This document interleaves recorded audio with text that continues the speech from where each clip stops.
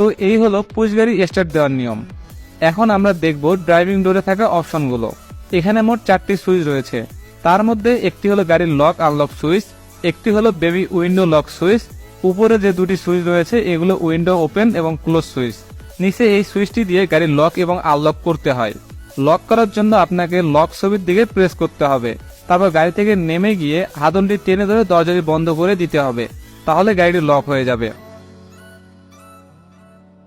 কিন্তু আপনারা যদি হাতলি না টেনে দরজাটি বন্ধ করে দেন তাহলে ড্রাইভিং দরজা ছাড়া সবগুলো দরজা লক হবে, কিন্তু ড্রাইভিং দরজাটি লক হবে না।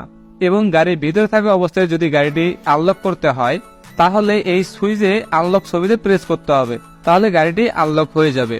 এর পাশে রয়েছে বেবি উইন্ডো লক সুইচ। এই সুইচটি দিয়ে বাম পাশের দরজার উইন্ডোটি ব্লক করে রাখা যায়। এই লকটি প্রেস করলে পাশের সিটের জানালাটি খোলা এবং বন্ধ করা যাবে না। এরপরে সামনে আরো দুটি সুইচ রয়েছে। এটি হলো ডান পাশে এবং বাম পাশের উইন্ডো ওপেন এবং ক্লোজ সুইচ। এটিকে উপরের দিকে টানলে জানালা বন্ধ হবে এবং নিচের দিকে চাপ দিলে জানালা খুলে যাবে। তো এই হলো ড্রাইভিং সিটের দরজাটিতে থাকা সকল সুইচগুলোর অপশনের কাজ। এরপর আমরা চলে যাব পুশের পাশে থাকা এই 4টি সুইচের কাছে। এই সুইচগুলোর কাজ হচ্ছে গাড়ির লুকিং গ্লাস অ্যাডজাস্টের। যেমন এই ছোট সুইচটিকে একবার প্রেস করলে গাড়ির লুকিং গ্লাস বন্ধ হয়ে যাবে এবং আরেকবার চাপ দিলে লুকিং গ্লাসগুলো খুলে যাবে। তার পাশে রয়েছে এল এবং আর সুইচ। এল মানে হচ্ছে লেফট এবং আর মানে হচ্ছে রাইট।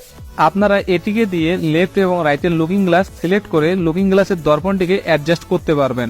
লুকিং গ্লাসের মাঝখানে যে দর্পণটি রয়েছে এটিকে মেজারমেন্ট করার জন্য আপনাকে নিচের এই সুইচটিকে ব্যবহার করতে হবে।